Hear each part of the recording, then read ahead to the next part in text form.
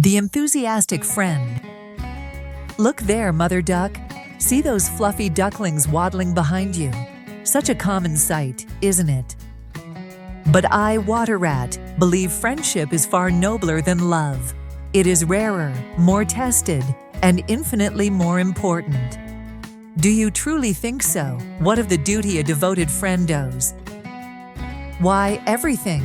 A true friend should be devoted, unquestioning, and always ready to assist, though of course, I expect the same in return.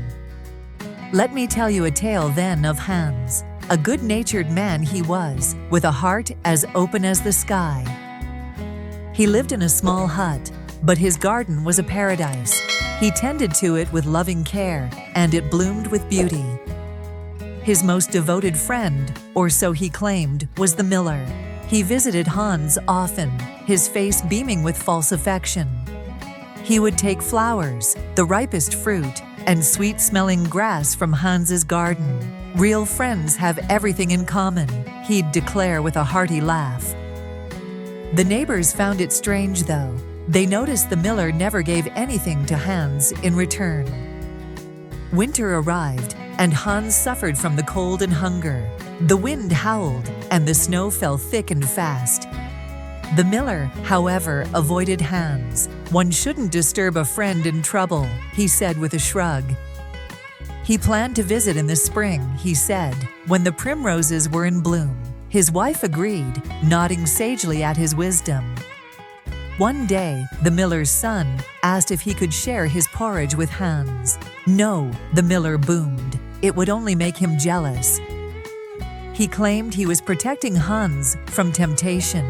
He refused to lend Hans flour, stating friendship and flour were separate things entirely.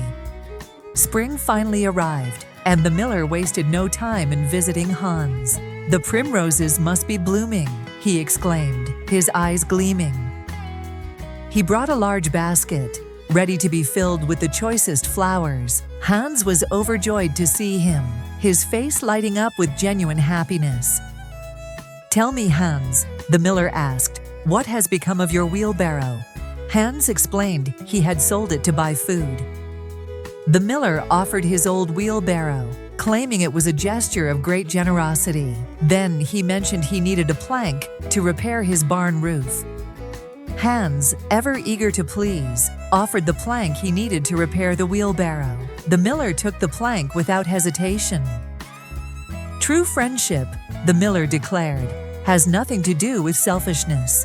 He then asked Hans to fill his basket with primroses.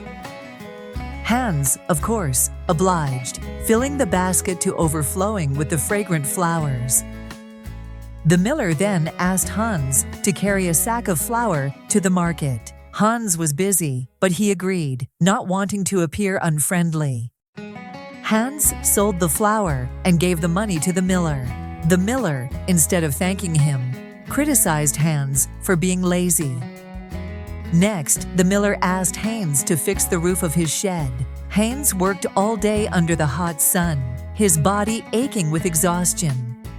"There is no work so pleasant," the miller said with a smirk, "as working for other people."